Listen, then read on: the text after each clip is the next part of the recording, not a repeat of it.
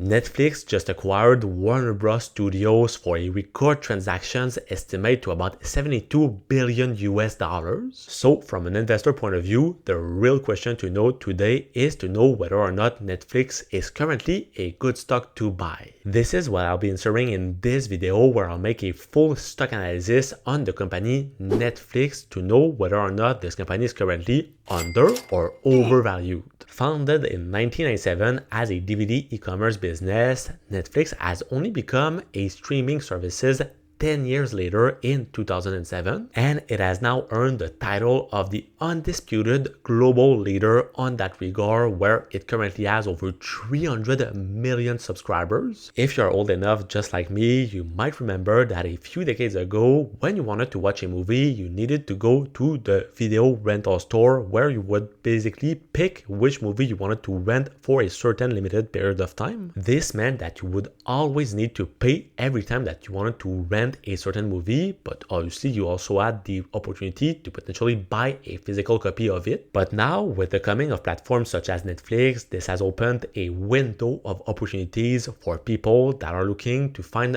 thousands and thousands of different movies from the comfort of their house for a certain monthly fee. And so, with no surprise, platforms such as Netflix, Prime Video, Disney Plus, and Apple TV have gained a lot of popularity these past couple of years, where we can see that the number of subscribers of Netflix has been skyrocketing over the past couple of years. When you combine that with growing revenue from their three big pricing plans, which include the standard with advertisement one, the standard one, and the premium plan, which basically range between $8 to $24 per month. This has helped them to generate close to $40 billion of revenue in 2024 only. In their latest earnings report, we can also see that they've been able to greatly increase their revenue quarter after quarter, but also year after year, where in the Q3 of 2025, they've been able to increase it to about $11.5 billion, which represent an increase of about 17% year after year. For that same quarter, their net income on its side has been reaching $2.5 billion,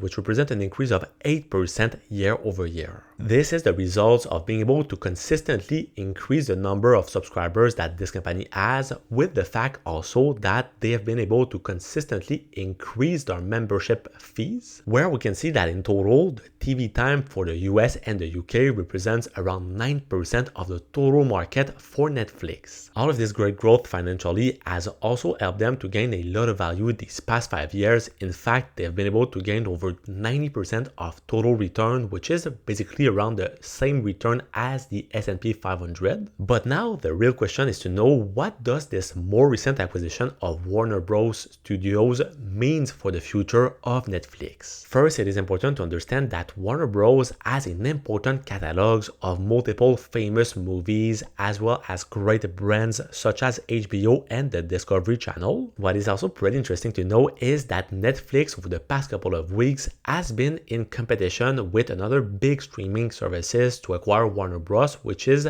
Paramount TV. But at the end of the day, they've been able to complete these acquisitions for about $72 billion, which basically represents about $23.25 in cash and about $4.50 in Netflix stock per share, valuing Warner at about $27.75 a share. Obviously, the days following this announcement, we've seen that Netflix stock has been plunging because this acquisition basically means that Netflix will need to go in debt to acquire this big studio. In fact, they've been announcing that they would need to contract about $60 billion of debt to pay this acquisition, which isn't necessarily a good news applause by multiple investors of Netflix stock, especially when we know that Netflix currently has about 2 times more debt compared to their current cash position that currently is sitting at about $8 billion.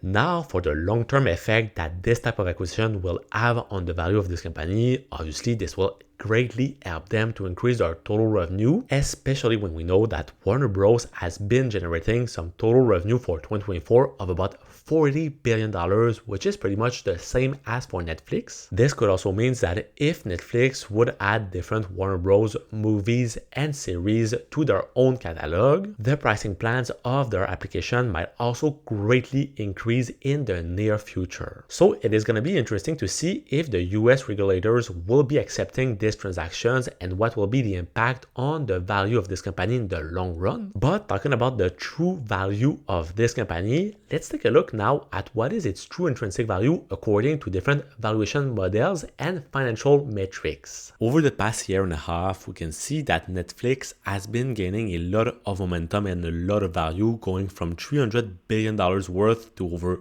$424 billion. And surprisingly, we can still see that their price to earnings ratio has been shrinking throughout that period, meaning that their earnings have been growing faster than their total price value. But still, with a price to earnings ratio of about 42, it would indicate that on that regard, this company would currently be quite overvalued right now. Profitability wise, however, we can see that Netflix is able to achieve some great profit and operating margin of between 24 to 28%. And over the past 12 months, they've also been able to achieve a great return on their equity of close to 43%. Over that same period, we can see that they've been generating some revenue of about $43.38 billion with some quarterly revenue growth year over year of about 17% and with some slower growth of only about 8% in terms of their quarterly earnings growth. As I previously mentioned, the company also doesn't have a lot of cash on hands, only about $9.32 billion right now compared to a debt that is close to $17 billion. Nevertheless, we can still see that they have a reasonable debt to equity ratio of about 65% right now. Now to determine what is the volatility of this company, so how the company will fluctuate over time, as always we'll be using the beta on a 5 years period. And we can see that with a beta of about 1.71, this company will tend to fluctuate quite more compared to the overall market. But over the past 52 weeks, we can see that it has only gained about 10% compared to the S&P 500, so the market that has been gaining close to 14%. Plus, over the past 4 years, we can see that this company has been able to greatly increase their total revenue, which is showing that the business itself is in a great financial health. And we can see that despite some rising total expenses that have been increasing obviously year after years, their total earnings before interest and taxes has also been greatly increasing over that same period. Over those same past 4 years, we can see that favorably for this company, they've been able to greatly increase their total assets as well as their total equity, despite being able to keep pretty much the same total liabilities. In terms of the operating cash flow, we can see that they've been literally exploding over the past 4 years, where they are currently sitting just shy from $10 billion over the past 12 months. And this has obviously transformed their total free cash flow that were negative in 2021 to close to $9 billion over the past 12 months. Now, to determine what is the true intrinsic value of this company at the moment, we'll be using different valuation models, starting out with the Peter Lynch one, which is a simple formula where you add the future growth of the earnings per share with the dividend yield and that you all divide with the price to earnings ratio. And with these hypotheses, even if the business currently have some high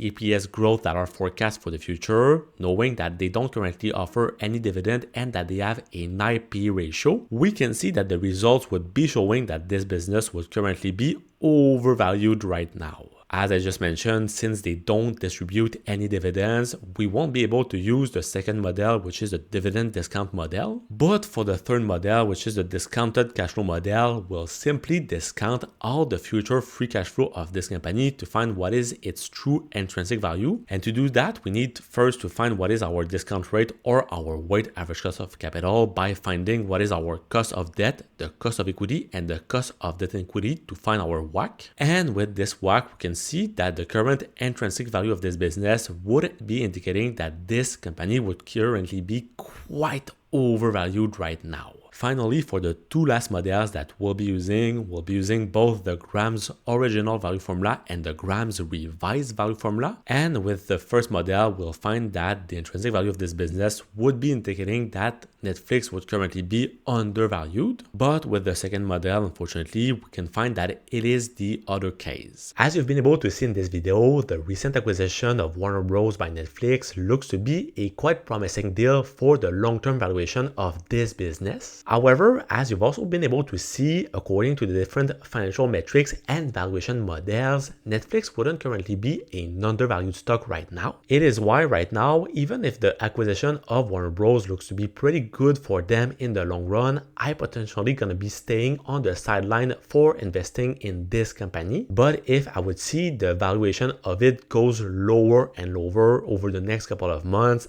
I might be tempted to go and buy a few shares of this company. But now on your side, if you're looking to find out what are the different companies and ETFs that I personally hold in my own investing portfolio, well, to find the answer, check out the video that's gonna be right over here, and I will see you soon. Peace.